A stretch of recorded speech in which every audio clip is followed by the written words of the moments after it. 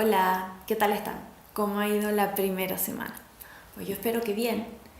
Eh, yo sé que esta primera semana tuvo mucha carga teórica, pero bueno, era necesario establecer un marco conceptual donde poder encajar el trauma y el dolor para luego comprender realmente por qué el arte ayuda a poder elaborar el dolor, que es lo que veremos en esta clase, con muchos más artistas claramente. Bueno, vamos ahí, empecemos. El tema de hoy se llama trauma y afecto, trabajar el trauma personal y colectivo. Ahora vamos a ver cómo los procesos creativos permiten dar sentido a la memoria traumática y a la memoria emocional para su construcción o su reconstrucción narrativa, corporal y emocional. Les voy a contar de un grupo de investigación que existe en la Universidad Complutense de Madrid que se llama ALECEIA, Arte, Arteterapia, Trauma y Memoria Emocional, que es dirigido por la doctora Marian López Fernández Cao.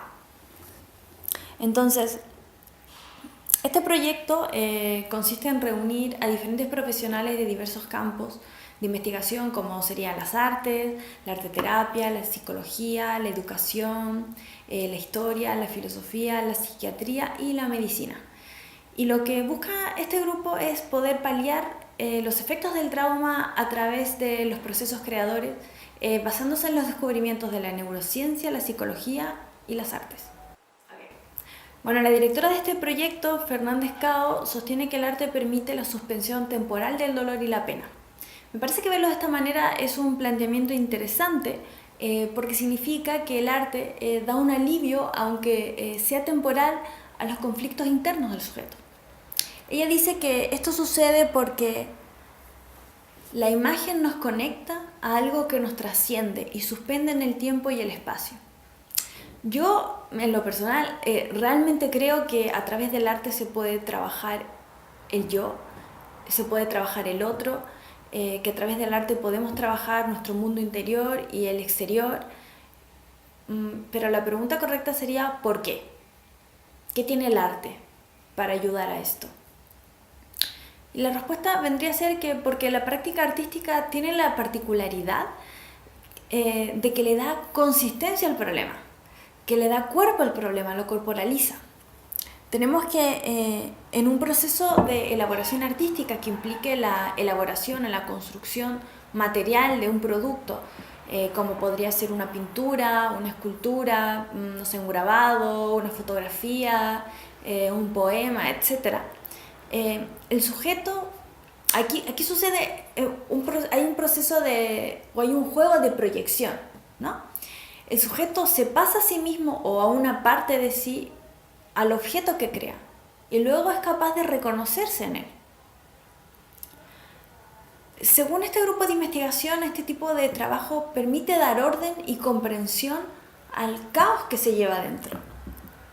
Recordemos que el trauma conlleva una desorganización interna y un caos emocional que no olvidemos que está albergado en la memoria afectiva, que se resiste a organizarse a través del lenguaje discursivo, o sea que se resiste a poder transmitirse como relato.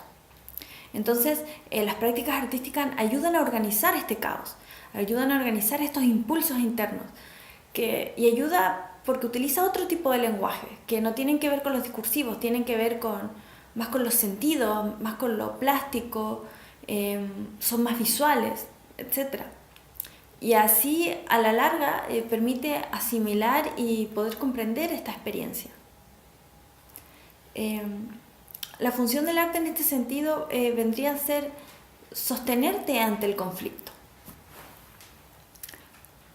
Y una de estas formas de contención vendría a ser el uso de recursos plásticos como la repetición.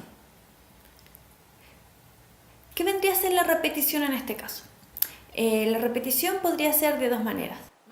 Una forma de repetir sería, por ejemplo, repetir un mismo objeto, un mismo elemento, una misma forma, repetir una misma acción, etc.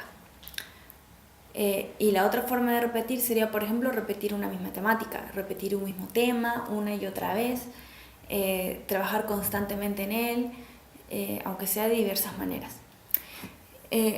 En realidad, la repetición como forma de contención permite dar sentido y sostiene, porque compensa el desorden.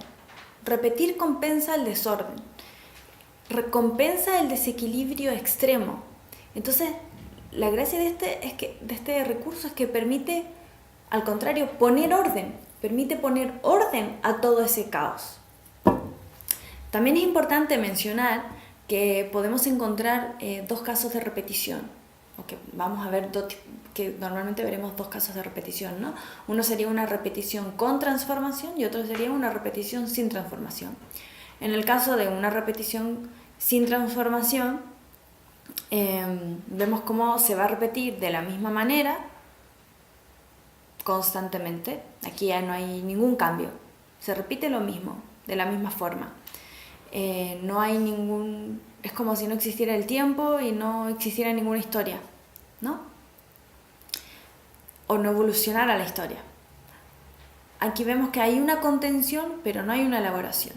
En cambio, una repetición con transformación, sí vemos que lo que se repite se va transformando, se va convirtiendo en otra cosa. Entonces esto significa que hay una elaboración del conflicto. Ahora vamos a ver a una artista que ha usado toda su vida la repetición como recurso. Y ella misma reconoce cómo el arte se ha convertido en su forma de sobrellevar la vida. Aquí estamos hablando de la artista japonesa Yayoi Kusama y su obsesión infinita. Yayoi Kusama ha dedicado gran parte de su vida a pintar puntos repetitivos que invaden el vacío. Como en una especie de continuidad infinita, estos puntos parecen llegar de todas partes e invadirlo todo. Esto lo veremos, se verá claramente en las instalaciones que vamos a ver del artista. La artista misma comenta que su obsesión con los puntos comenzó cuando era muy pequeña. Dice: cuando era niña experimenté este estado de obsesión infinita. Entonces pinté el mismo motivo interminablemente. Cuando pintaba encontraba el mismo patrón en el cielo raso, escaleras, y quise tocarlos y empezaron a subir por mi brazo también. Y fue horrible, pero se terminó, casi. Vemos cómo desde estos primeros episodios alucinatorios que ella comenta, los puntos se volvieron su obsesión. Bueno, Kusama nació en Japón en 1929. Ella vivía en el seno de una familia burguesa que se dedicaba a la empresa de grano. Su familia, que era muy conservadora, obviamente desestimó de siempre sus deseos de ser artista y en realidad solo pensaban en casarla con un hombre de negocio. Fue entonces cuando Kusama decide y abandona su casa y se muda a Nueva York. Hay que pensar que Nueva York en ese momento era el centro del arte mundial. Entonces, obviamente, ella quiso vivir ahí para poder cumplir sus sueños de convertirse en artista. Ahora vemos imágenes de la obra de Kusama donde aparece claramente su obsesión con los puntos. Ella hace unos años le hicieron una gran retrospectiva que creo que ha rodado por el mundo. Yo tuve la suerte de verla cuando vivía en Buenos Aires y la expusieron ahí en el Malva. La exposición se tituló Obsesión Infinita y fue curada por Philip Larratt Smith y Frances Morris. Y no sé, realmente fue una exposición espectacular, o sea, realmente fue increíble.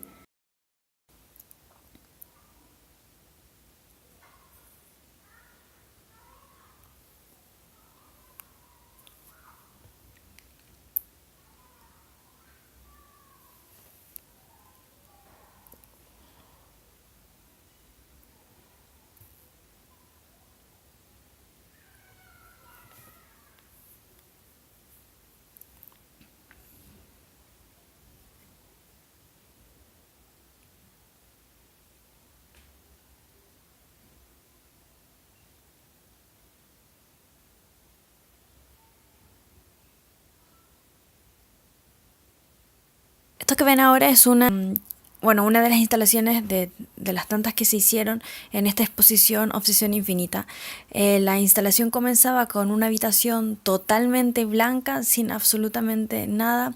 Los muebles eran blancos, las paredes eran blancas, el suelo era blanco, absolutamente todos los objetos de adentro eran blancos, todo era blanco. Y luego al público se le daban unos stickers que también eran unos circulitos de colores de distintos tamaños que ellos podían ir pegando en la habitación como gustasen, ¿no? De las formas que ellos quisiesen.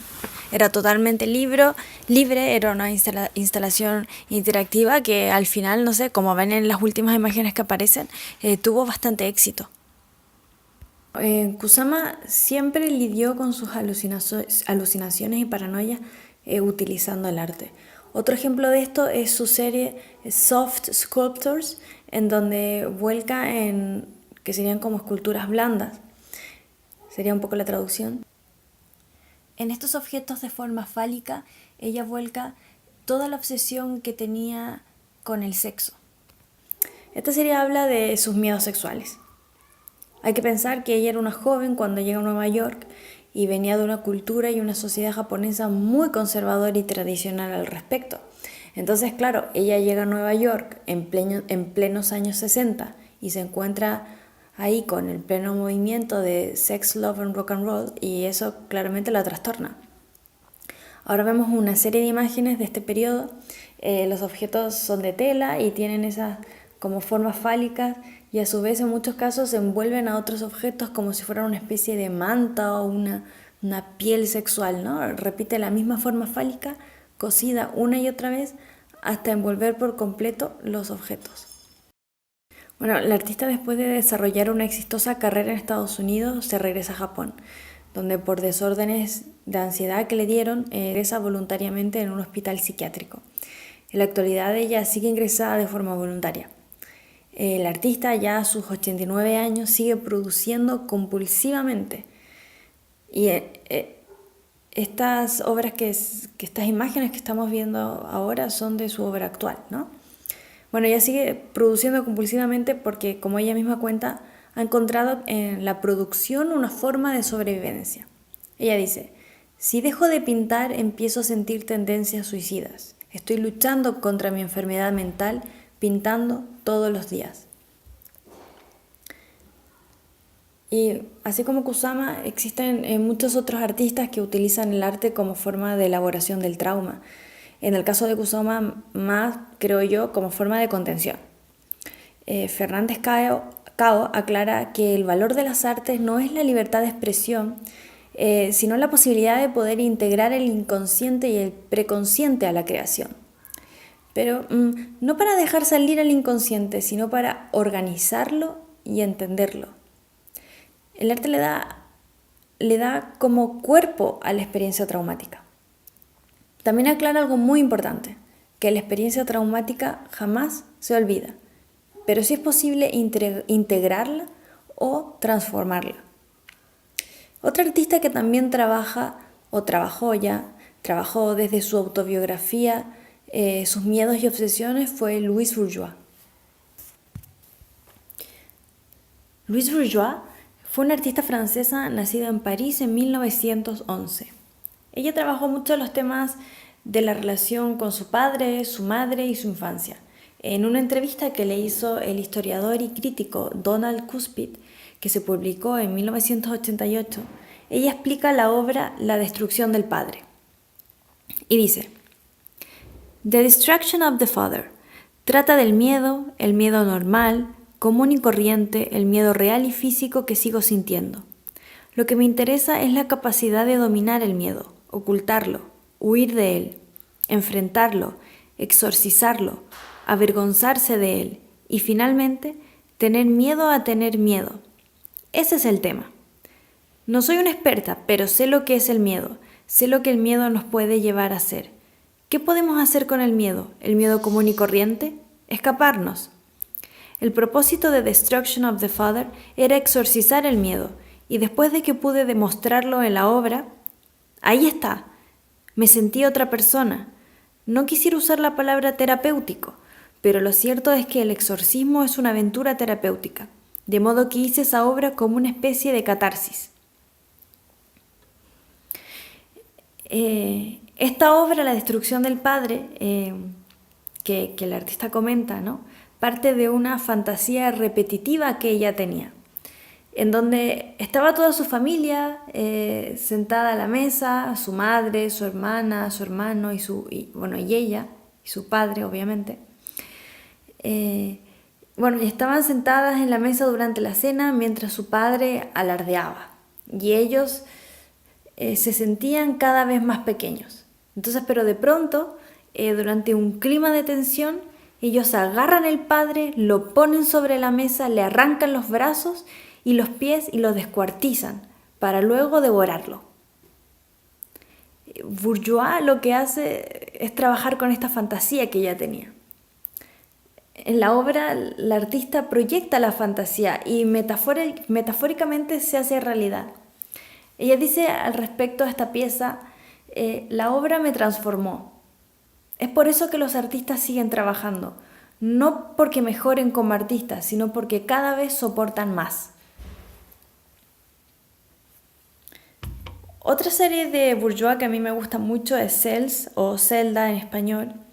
Es una serie que duró muchas décadas donde trabajó espacios arquitectónicos de encierro como si fueran celdas de prisión que contenían una serie de recuerdos relacionados con su vida privada y con los miedos que ella arrastraba de su niñez.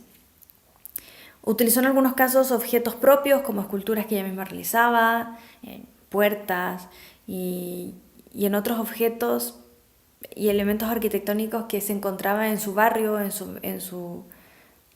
la zona donde ella vivía, ¿no? De cosas que gente tiraba a la calle. Esta obra que ven aquí se llamó Zelda, la última subida. Y en ella aparece como objeto principal una escalera de caracol. Bueno, esa escalera corresponde a la escalera del estudio que ella tenía en Brooklyn, donde había trabajado durante 25 años. En el 2005 tuvo que abandonar ese estudio porque iban a demoler la manzana completa y decidió entonces quedarse con esa escalera para alguna vez utilizarla. En cierto sentido la guardó porque esa escalera formaba parte de su vida, ¿no? Ella la había mandado hacer en los años 80 y la subía y bajaba dentro de su estudio mientras ella estaba en pleno proceso creativo. En la obra la escalera aparece dentro de una jaula de malla con un par de aperturas abovedadas que como que te invitan a ingresar adentro de la jaula. La artista colocó en el interior una serie de objetos que están cargados de significado simbólico para ella. En el suelo se pueden ver, ¿no? Dos grandes esferas de madera que encarnan a sus padres y luego rodeando la escalera hay varias esferas de color azul celeste. Mientras se elevan, cada vez las esferas son más grandes, o sea, tienen mayor tamaño. En el centro aparece una alargada lágrima de color azul que representaría al artista. Y esta lágrima vemos que está perforada por agujas enhebradas con hilos donde los carretes de estos hilos llegan directamente a la jaula de metal. Y esto vendría a simbolizar un poco los lazos que la unen con la familia. Ahora vemos otra obra de la serie Celdas, hay muchas. En muchas de estas vemos objetos que son inquietantes, ¿no? Que son puestas en escenas que remueven emocionalmente al público. Creo que toda esta serie de celdas empatiza porque realmente somos capaces al ver estas piezas de reconocer y de ver la angustia que tenía Bourgeois. Bueno, vemos cómo en la obra de Louis Bourgeois se produce una recomposición simbólica a través del arte. La producción artística está sujeta a acciones simbólicas que transforman esa emoción en otra cosa. Se produce una transferencia hacia ese objeto, ¿no? Una transferencia emocional que transforma el trauma en otra cosa, en un algo en lo cual tú te puedes reconocer y a la vez también lo puedes compartir. Yo creo que también en la literatura también hay muchos ejemplos de escritores que han utilizado, podríamos decirlo de alguna manera, como la palabra como salvavidas, ¿no? Uno de estos ejemplos sería Jorge Semprún y su libro La escritura o la vida. En este libro él cuenta la experiencia que vivió el escritor durante su estancia en el campo de concentración de Buchenwald. En 1943 él fue detenido en París y deportado al campo nazi de Buchenwald, donde permaneció durante 18 meses. Y el escritor Semprún escribe: No poseo nada, salvo la muerte. Mi experiencia de la muerte para decir mi vida, para expresarla. Tengo que fabricar vida con tanta muerte, y la mejor manera de conseguirlo es la escritura. Solo puedo vivir asumiendo esta muerte mediante la escritura, pero la escritura me prohíbe literalmente vivir. Yo creo que ahora lo que nos tendríamos que preguntar es un poco qué sucede del otro lado, ¿no? ¿Qué sucede con el público que se enfrenta a este tipo de obras de arte? Habría que preguntarse si contemplar arte también genera alguna suerte de organización emocional, ¿no? Porque al fin y al cabo tú también te puedes reconocer en el trabajo de otro. Bueno, vamos a retomar ahora los planteamientos de Jill Bennett al respecto. Bennett sostiene que los trabajos artísticos que de algún modo están relacionados con algún tipo de trauma, ya sea particular o colectivo, tienen una forma de llegar al espectador diferente a una obra de arte normal. Bueno, normal. Estos tienen la habilidad de afectar directamente al cuerpo. El arte tiene la capacidad de traducir experiencias y transmitirlas al cuerpo en forma de evocación, creando así como un efecto empático con el espectador. Ella dice que el arte tiene la capacidad de generar transferencias afectivas. Les leo lo que dice. Muchas de estas piezas relacionadas con el trauma, de hecho, incorporan elementos de ficción o fantasía, incluso cuando el artista pretende expresar una verdad afectiva. En la medida en que se considera que promueven la comprensión del trauma, su contribución tiende a encontrarse en el intento de encontrar un lenguaje comunicable de sensaciones y afectos, con el cual registrar las experiencias del recuerdo traumático, y, entonces, una forma de innovación informal. Esta transferencia afectiva es posible gracias al uso de un lenguaje que es capaz de comunicar sensaciones y afectos que están registrados en estas experiencias traumáticas, ¿no? O sea, en realidad, esto quiere decir que esta transferencia afectiva se produce cuando el arte funciona como un lenguaje que es capaz de comunicar y de transmitir las experiencias traumáticas. La práctica artística, en este sentido, es un lenguaje eficaz y totalmente capaz de poder traducir una experiencia afectiva, no en un lenguaje narrativo, ¿no? Como ya hemos visto, pero sí en un lenguaje de imagen. Y esto es súper importante, la imagen, una imagen visual, que se pueda mirar, que se pueda observar, que se pueda captar con el sentido de la vista. O también puede ser textual en el sentido de cuando estamos hablando de la poesía, ¿no? Que aunque la poesía sea escrita, también la poesía genera imagen desde la palabra. Este lenguaje es transactivo en el sentido de que nos toca, pero no necesariamente comunica el secreto de la experiencia que hay detrás de la obra. Esta naturaleza transactiva tiene que ver con cómo se produce el afecto tanto en como a través de la obra de arte y en cómo el público experimenta la obra. Hay aquí un intercambio, una negociación de afecto entre artista, obra y espectador. Aquí estamos hablando de trabajos que son creados desde el trauma. Este tipo de trabajo evoca en el espectador imágenes de la memoria y esta evocación funciona para más de un sujeto. O sea, más de un sujeto que desde diferentes experiencias o puntos se van a encontrar en esa obra tocados afectivamente en el presente. La obra entonces consigue de alguna manera activar y conectar con el público. Esta capacidad de traspaso de afectos de la obra al público a través de las imágenes es solo posible en la medida en que las imágenes tienen la capacidad de dirigirse a la propia memoria afectiva o corporal del sujeto. Sería como tocar al público para que sientan en vez de que para que meramente observen o contemplen un acontecimiento o algo. El espectador es entonces arrastrado por la imagen a un proceso de contagio afectivo. Bueno, a ver, esto es posible porque la obra de arte conlleva a una multitud de interpretaciones. O sea, no existe una interpretación única de una obra. Pueden haber muchas interpretaciones, muchas lecturas de una misma pieza, ¿no? Y también tenemos que considerar que el arte, de algún u otro modo, es universal y también puede hacer vínculos más allá de la cultura. Entonces, todos estos elementos le dan la facilidad de que puedan ser un elemento, que puedan constituirse como un elemento comunicativo a nivel de imagen y evocador a la vez de afectos. Bueno, en resumen, tenemos que una obra creada desde la memoria afectiva o, memoria emocional permite una visión empática por parte del público. El sentido de la visión, me hago referencia al sentido sensorial de la vista, la visión, tiene una relación especial con la memoria afectiva, especialmente sobre aquellas experiencias que no se pueden contar, ¿no? Que solamente se pueden sentir. Entonces, para comunicar la imagen, la visión, la vista es muy importante en esta fase de reconocimiento en la obra.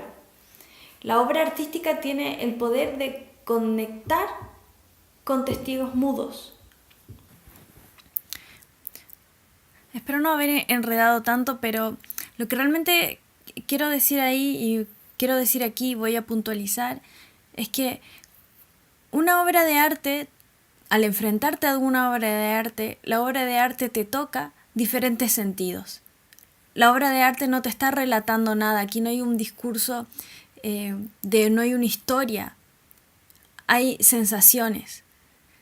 La obra de arte puede ser un objeto, que puede tener sonido, puede ser una instalación inmersiva, como vimos por ejemplo en los casos de Yayoi Kusama, o otro tipo de instalación que veremos ahora, la de Doris Salcedo. Y de alguna manera la obra, el público, al enfrentarte a una pieza artística, le trabajan otros sentidos.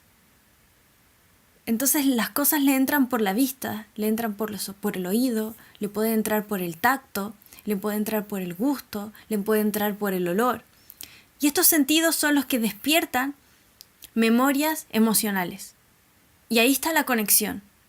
Para finalizar la clase de hoy, vamos a hablar del artista Doris Salcedo. Doris Salcedo es una artista colombiana nacida en Bogotá en 1958.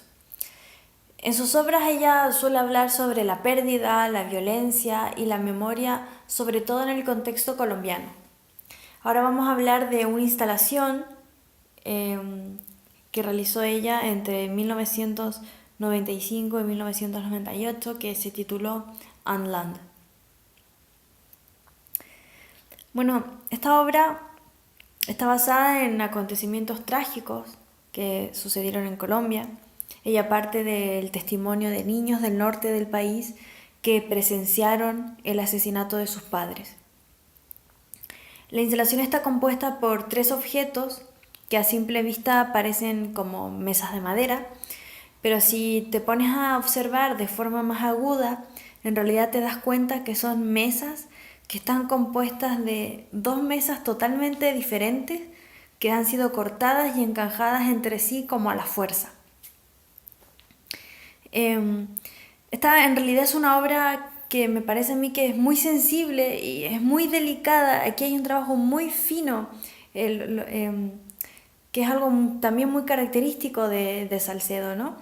¿Por qué lo digo? Porque en contraposición con esta robustez y dureza de las mesas grandes que vemos, si miras la unión que existe entre estos 2 trozos de mesa, te das cuenta que la junta está entretejida con seda e hilo hecho de pelo humano. Entonces, toda esta unión frágil del pelo, ¿no? esta fibra que une y que cose, que es como un surcido, es como si las 2 mesas estuvieran surcidas entre sí con pelo humano, en realidad es como una cicatriz, ¿no? La artista sobre esta obra comenta: es solo lo absurdo lo que muestra la presencia de lo humano. Pero aquí también estaba relacionado con el desperdicio de vidas. Era el auge de las masacres paramilitares en Colombia. Era mi forma de mostrar cómo se podía desperdiciar la vida, pero al mismo tiempo se podía construir algo que era poético, que podía dar testimonio de la presencia humana y de la humanidad de esas víctimas, de la fragilidad de la vida y de la brutalidad del poder. Creo que todo estaba ahí, en ese gesto de coser a través de la madera. Bueno, aquí vemos entonces cómo Salcedo utiliza la curación y la cicatrización como elementos recurrentes en sus obras, para poder explorar los temas de la memoria y el duelo. En este caso concreto de la obra que estamos analizando, aquí la obra vemos que también se distancia, ¿no?, del testimonio de los huérfanos, pero poéticamente se acerca a su trauma y a su sufrimiento. Y creo que esto es súper importante, ¿no? Porque hay como una especie de separación de la realidad, ¿no?, de la experiencia real, y se convierte en una experiencia poética que no habla de lo que realmente sucedió, sino que habla de la consecuencia emocional de lo sucedido, ¿no?, que sería este trauma y sufrimiento de los niños que se quedaron huérfanos al ver presencialmente cómo asesinaban a sus padres.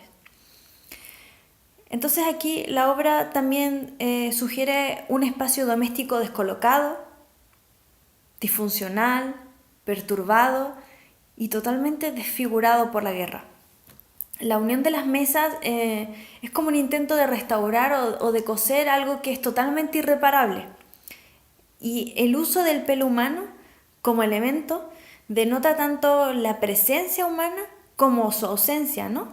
Porque a través del pelo se muestra la presencia del hombre, del ser humano, pero a la vez falta el resto del cuerpo, solo hay pelo.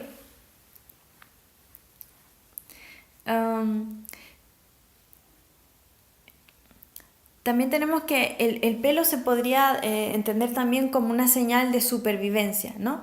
Un elemento que ha trascendido, aunque frágil, como casi invisible, y a la vez es mudo.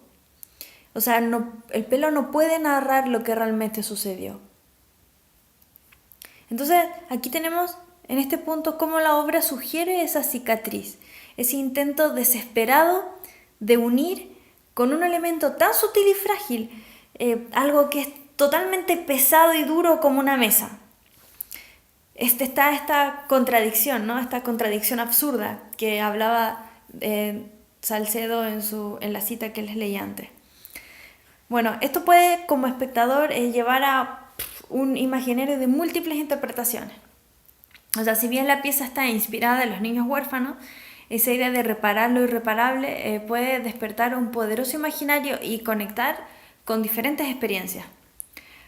La imagen o el signo que propone Salcedo conecta con la experiencia afectiva de los recuerdos, el sentimiento que puede despertar este encuentro con la obra.